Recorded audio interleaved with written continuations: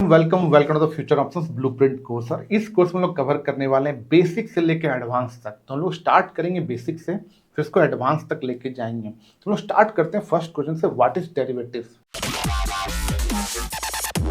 तो डेरिवेटिव्स क्या है? यहाँ पे एक एप्पल है और एप्पल से क्या क्या प्रोडक्ट बनता है। तो एप्पल से वाइन बनता है, कैंडी बनता है, जूस बनता है, जैम बनता है। ये सारा प्रोडक्ट है वो एप्पल से बनता है।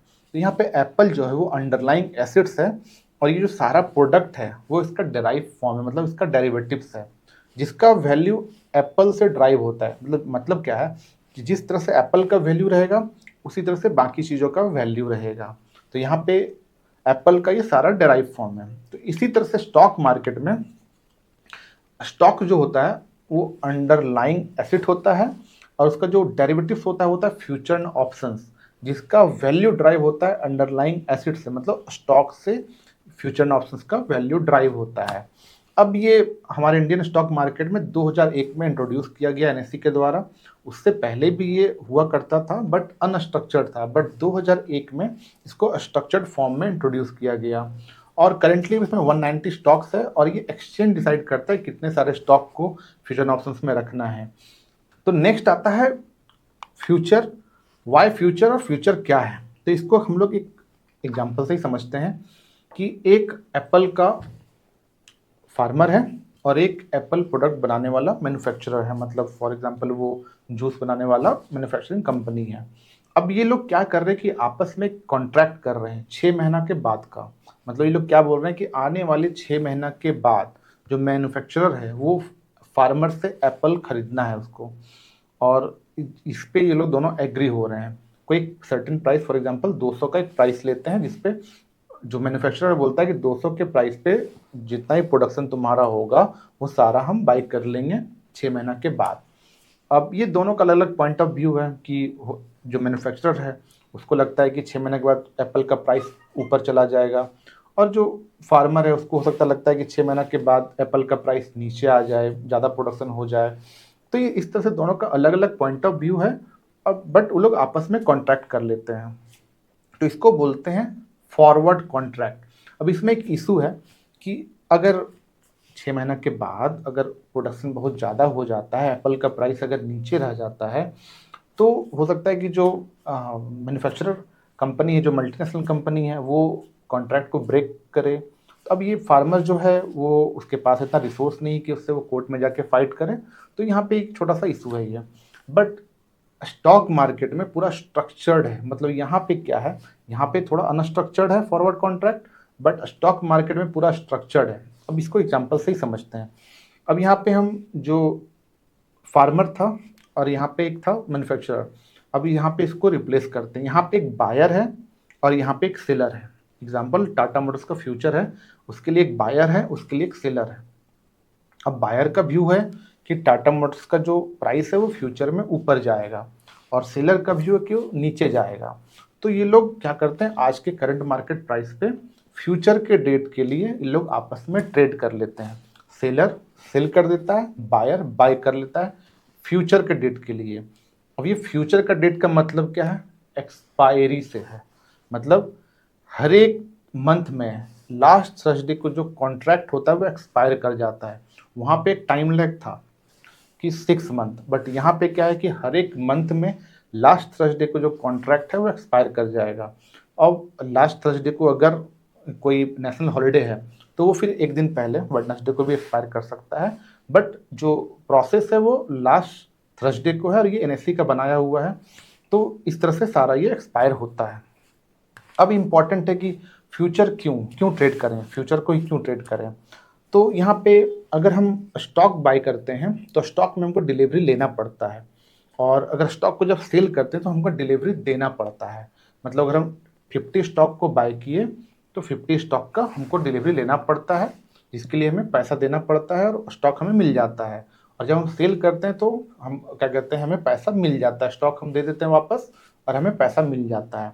अब यहाँ में अगर 10 लाख का हमको टाटा मोटर का शेयर खरीदना है और मेरे पास 2 ही लाख रुपया है, तो मेरे पास फिर क्या क्या ऑप्शन हो सकता है।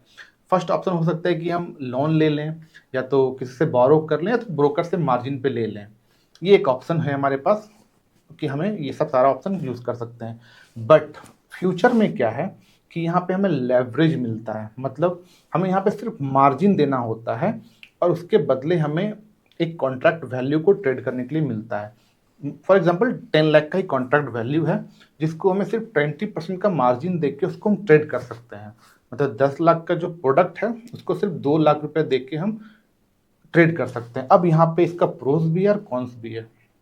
अब ये जो हमें प्रॉफिट होगा वो 10 लाख के हिसाब से होगा, मतलब अगर 10 लाख का 10% अगर ऊपर चला जाता है प्राइस, 10 लाख का अप्रिसिएशन मिलता है तो 1 लाख का अप्रिसिएशन मिलेगा हमें वहाँ पे। अब अगर नुकसान अगर 10% का हो जाता है तो 1 लाख का नुकसान भी हमें होगा। तो इसीलिए इसको डेंजर बोला जाता है, इसीलिए लोग इससे डरते हैं। अब ये बिल्कुल ऐसा है कि आपको प्लेन उड़ाना नहीं आता है और आप प्लेन उड़ाने गए हो तो 90% चांसेस है कि प्लेन क्रैश हो जाए। अब यहाँ पे गलती किसका है, प्लेन उड़ाने वाले का या प्लेन का? प्लेन उड़ाने वाले का। अगर प्लेन उड़ाने वाला प्रॉपर पायलट का ट्रेनिंग लेके या तो उसका कोचिंग सर्टिफिकेशन सारा लेके अगर वो करता तो फिर वो प्लेन क्रैश नहीं करता, वो बराबर से टेक ऑफ लैंडिंग फ्लाइट सारा कुछ बराबर से वो करता। तो इसीलिए स्टॉक मार्केट में जब हम लोग फ्यूचर ऑप्शन ट्रेड करते हैं तो उसके पहले इसको हमें सीख लेना पड़ता है, प्रॉपर तरीके से बैक टेस्टिंग कर लेना पड़ता है, चीज़ों को समझना पड़ता है, उसके बाद इसको ट्रेड किया जाता है। तो इसके बाद का जो हमारा टॉपिक है वो है टाइप्स ऑफ कॉन्ट्रैक्ट। अब ये क्या होता है, टाइप्स ऑफ कॉन्ट्रैक्ट क्या होता है? तो एनी पर्टिकुलर गिवन टाइम हमारे पास हमेशा 3 कॉन्ट्रैक्ट अवेलेबल होता है, नियर, नेक्स्ट और फार। मतलब इस मंथ का कॉन्ट्रैक्ट, नेक्स्ट मंथ का कॉन्ट्रैक्ट और उसके बाद के मंथ का कॉन्ट्रैक्ट। एग्जाम्पल पे अगर ये जून चल रहा है तो जून हमारा नियर मंथ हो गया, नेक्स्ट हमारा जुलाई हो गया और अगस्त हमारा फार हो गया। अब ये लास्ट थर्सडे को एक्सपायर कर जाएगा, तो उस समय क्या होगा, उस समय उसकी 1 मंथ के बाद का जो कॉन्ट्रैक्ट है वो ओपन हो जाएगा। तो ये क्या होगा शुद्ध समझते हैं। उस समय जो हमारा जुलाई होगा वो हो जाएगा नियर और जो नेक्स्ट होगा वो हो जाएगा हमारा अगस्त और उसके बाद का जो हमारा मंथ है वो हो जाएगा फार। तो इस तरह से any particular given time market में हमेशा 3 कॉन्ट्रैक्ट अवेलेबल होता है। सो नेक्स्ट आता है मार्जिन कैलकुलेशन। अभी मार्जिन कैलकुलेशन क्या उसको समझते हैं। तो फॉर एग्जांपल यहाँ पे टाटा मोटर्स का स्टॉक है जिसका प्राइस है 650 और लॉट साइज है 1425। अब ये लॉट साइज क्या होता है, अगर हम कोई स्टॉक को बाई करते हैं तो हम अगर मेरा मन करे तो हम 5 स्टॉक बाई करें, चाहे 10 स्टॉक बाई करें, चाहे 100 स्टॉक बाई करें, मेरे मन के हिसाब से हम उसको बाई कर सकते हैं।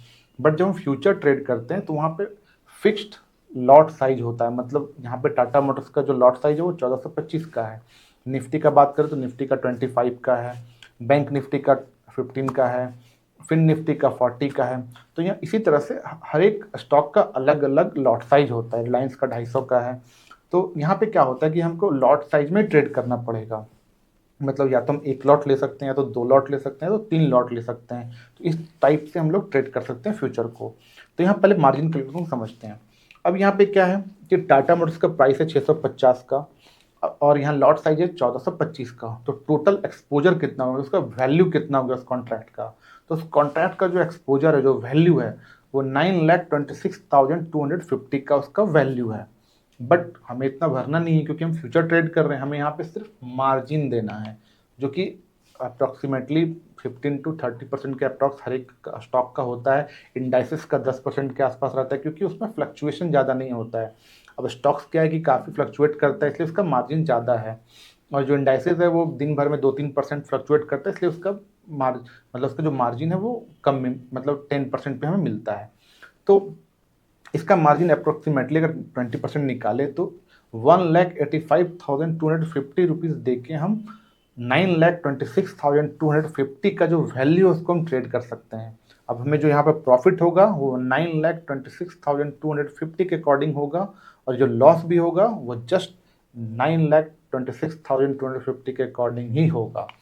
तो यहाँ पे जैसे कि हमने बात किया कि सभी का 15 से लेकर 30% तक के बीच का होता है और ये स्टॉक टू स्टॉक डिफर करता है। तो नेक्स्ट है मार्क टू मार्केट। मतलब क्या है, M2M। अब ये क्या होता है कि जैसे कोई स्टॉक अगर हम लोग बाई कर रहे हैं तो वहाँ पे हमें स्टॉक का डिलीवरी लेना पड़ता है, और कुछ सेल कर रहे हैं तो स्टॉक का डिलीवरी हमें देना पड़ता है। बट फ्यूचर जो एक कॉन्ट्रैक्ट है तो यहाँ पे क्या होता है, कैश में सेटल होता है। मतलब अगर आपने 2 लाख का मार्जिन लिया है, अब जो प्रॉफिट होगा वो आपको कैश में आपके अकाउंट में क्रेडिट कर दिया जाएगा और जो लॉस होगा वो आपके अकाउंट से डेबिट कर लिया जाएगा। तो इसको समझते हैं। फॉर एग्जांपल टाटा मोटर्स का क्लोजिंग प्राइस 650 पे डे 1 पे इसका क्लोजिंग प्राइस पे हमने बाई किया है। अब डे 2 को इसका वैल्यू हो जाता है 660। तो यहाँ पे क्या हो रहा है, M2M निकालने के लिए डे 2 से माइनस कर रहे हैं डे 1, तो हमें क्या हो रहा है, 6 मतलब 10 रुपये का प्रॉफिट हो रहा है, मतलब 660 माइनस 650 कर रहे हैं तो 10 रुपये का हमको प्रॉफिट हो रहा है पर स्टॉक। अब यहाँ पे हमारा नंबर ऑफ लॉट साइज क्या था, 1425 का। तो जब 1425 को अगर मल्टीप्लाई करेंगे 10 से तो हमें 14,250 रुपये का जो प्रॉफिट हो रहा है वो मेरे अकाउंट में क्रेडिट कर दिया जाएगा। मतलब वो मेरे अकाउंट में पैसा मेरे डीमैट अकाउंट में जो ब्रोकर है वो क्रेडिट कर देगी। अब डे 3 को क्या होता है कि आपका जो प्राइस है वो 5 रुपये नीचे आ जाता है। मतलब डे 2 का क्लोजिंग 660 पे था, अब डे 3 का क्लोजिंग जो होता है वो 655 पे हो जाता है। तो अब क्या हो रहा है, यहाँ से हमारा 5 रुपया जा रहा है। तो अगेन क्या करेगी ब्रोकर, वापस से 5 रुपये के हिसाब से जो लॉस हो रहा है वो मेरे अकाउंट से डेबिट कर लेगी। और ये डेबिट क्रेडिट हमेशा चलते रहेगा जब तक पोजीशन स्क्वायर ऑफ नहीं होगा। एक बार जब पोजीशन स्क्वायर ऑफ होगा तो जो हमारा जो हमने मार्जिन दिया है वो रिलीज हो जाएगा और जो प्रॉफिट हो रहा होगा तो प्रॉफिट और जो लॉस हो रहा होगा लॉस। अगर मान लेते हैं 20,000 का प्रॉफिट हो रहा होगा तो 20,000 का प्रॉफिट प्लस जो मेरा मार्जिन है वो रिलीज हो जाएगा।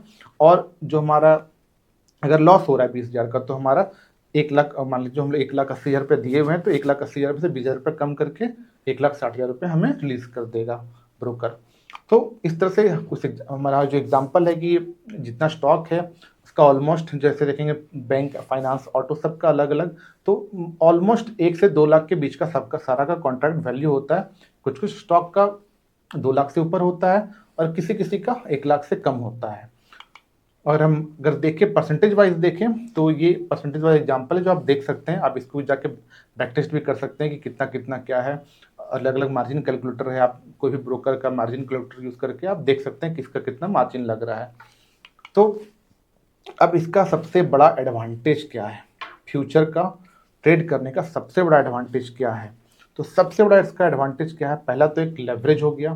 दूसरा एडवांटेज है कि इसमें हम लोग शॉर्ट कर सकते हैं, मतलब पहले सेल कर सकते हैं और फिर नीचे में बाई कर सकते हैं। क्योंकि ये कॉन्ट्रैक्ट है इसीलिए हम लोग ऐसा कर सकते हैं। क्योंकि पहले अब एक्सचेंज क्या बोलता है, बाय करो या सेल करो, एक्सपायरी के दिन उसको अपना पोजीशन को स्क्वायर ऑफ कर दो। मतलब हम सेल किए हुए हैं पहले, तो फिर अगर एक्सपायरी के दिन हमको बाई कर लेना होगा, तो पहले सेल किए हुए हैं और फिर हम बाई कर लेंगे तो जो उसके बीच का जो हमारा मार्जिन होगा वो हमारा प्रॉफिट होगा। इसको समझते हैं। अगर कोई स्टॉक है तो उसको हम लोग सिर्फ क्या करते हैं, सिर्फ लॉन्ग करते हैं। मतलब हम लोग लॉन्ग कर रहे हैं, मतलब यहाँ पे बाई किए, नीचे का स्टॉप लॉस लगाए और ऊपर का जो ऊपर में सेल किए तो हमें प्रॉफिट हुआ। और ये सब में हो सकता है, गोल्ड में हो सकता है, प्रॉपर्टीज में हो सकता है, ये सभी जगह हो सकता है। बट फ्यूचर एक ऐसा इंस्ट्रूमेंट है जहाँ पे हम पहले सेल कर सकते हैं।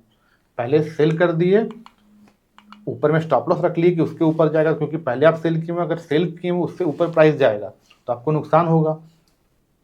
अब ये नीचे में आता है और अगर आप नीचे में बाई करते हो तो ये जो एरिया है ये एरिया आपका प्रॉफिट हो जाता है।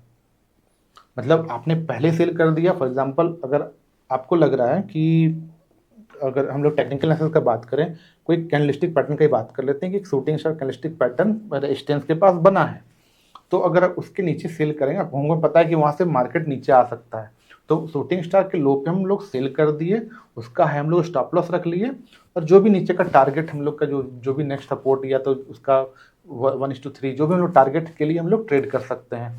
तो हम लोग ऊपर में सेल कर दिए, नीचे में आएगा तो हम लोग बाई कर लेंगे। फॉर एग्जाम्पल हम लोग 1000 पे सेल किए और 600 पे बाई कर लिए, तो बीच का जो 400 रुपये का जो मार्जिन है वो मेरा प्रॉफिट हो गया। तो इसका सबसे बड़ा एडवांटेज है और ये इसीलिए और इसी एडवांटेज के लिए हमें फ्यूचर ट्रेडिंग सीखना भी चाहिए। क्योंकि फॉर एग्जांपल अगर किसी चीज़ को ऊपर जाने के लिए, अगर हम एग्जांपल लें कि अगर हम वाटर स्लाइड के लिए अगर जाते हैं, वाटर स्पोर्ट के लिए, तो हमें कितना सारा सीढ़ी चढ़ के ऊपर जाना पड़ता है। और एग्जांपल लें कि हमको उसको चढ़ने में अगर 2 मिनट लगता है, 5 मिनट लगता है, बट उतरने के लिए, उससे नीचे स्लाइड करने के लिए हमें सिर्फ कितना लगता है, 20 सेकेंड, 30 सेकेंड। मतलब मार्केट को ऊपर जाने के लिए समय लगता है, बट नीचे आने के लिए समय नहीं लगता है, इसलिए शॉर्ट में सबसे ज़्यादा पैसा बनता है। तो और क्या होता है ना कि एक हम एक एग्जांपल से समझते हैं कि एक बाइंग मतलब स्टॉक प्राइस को ऊपर जाने के लिए कंटिन्यू बाइंग चाहिए होता है, मतलब हमेशा बाइंग करते रहना पड़ता है, तब जाके स्टॉक का प्राइस ऊपर जाता है। बट नीचे आने के लिए बहुत सारा रीजन हो सकता है, या तो प्रॉफिट बुकिंग हो सकता है, या तो कोई न्यूज़ पे रिएक्शन हो सकता है, या तो अब्सेंस ऑफ बाइंग पे भी स्टॉक प्राइस नीचे आ जाता है। इसी अगर इस फोटो में देखें कि दो चार लोग अगर आगे के दो चार लोग अगर बाइंग करना छोड़ दें, तो वो जो पत्थर है वो नीचे आने लगेगा। या तो अगर हम सिर्फ सब लोग थक गए, वो लोग सब लोग ऐसे करके मुड़ गए, यहाँ पे स्ट्रॉन्ग था, हम लोग ऐसे करके मुड़ गए, तो क्या होगा, पत्थर स्लाइड करके पूरा का पूरा नीचे ऑटोमेटिक आ जाएगा, क्योंकि बाइंग ही नहीं हो रहा है। तो नीचे आने के लिए बहुत सारे रीजन हो सकता है, प्रॉफिट बुकिंग हो सकता है, टारगेट हो सकता है, पैसे का कुछ रिक्वायरमेंट हो सकता है, काफ़ी सारे रीजन हो सकता है सेल करने का। बट प्राइस ऊपर जाने के लिए एक ही रीज़न चाहिए, बाइंग, तभी जाके प्राइस ऊपर जाता है। इसके नेक्स्ट के वीडियो में लोग ऑप्शंस के बारे में बात करेंगे। सो इस वीडियो को आप वापस से एक बार दो बार तीन बार करके देखिए, तो सारा कॉन्सेप्ट आपका क्लियर होगा। सो अगर आपको वीडियो हेल्पफुल लगे तो ऐसे ही और वीडियोस के लिए please do like share subscribe और अपने लर्निंग को कमेंट में शेयर करिए। साथ ही सबसे इंपॉर्टेंट, अगर आप ट्रेडिंग और इन्वेस्टिंग जर्नी में नेक्स्ट लेवल पे जाना चाहते हैं, then join my free webinar, link in the description, where I will teach you 3 secret. Number 1, कैसे राइट माइंडसेट और रिस्क के साथ एक सक्सेस फाउंडेशन बिल्ड करें। नंबर 2, कैसे फेल प्रूफ स्ट्रेटजी का लेवरेज लेकर फाइनेंशियल फ्रीडम अचीव करें। एंड नंबर 3, कैसे हमारे स्ट्रेट फॉरवर्ड एग्जीक्यूशन प्लान के साथ ट्रेड एग्जीक्यूट करें। तो click on the link and register now. I will see on the master class. और साथ ही मैं अभी सारे ऑप्शंस के भी स्क्रीन लगाने वाला हूँ। So see you in the next video. Thank you.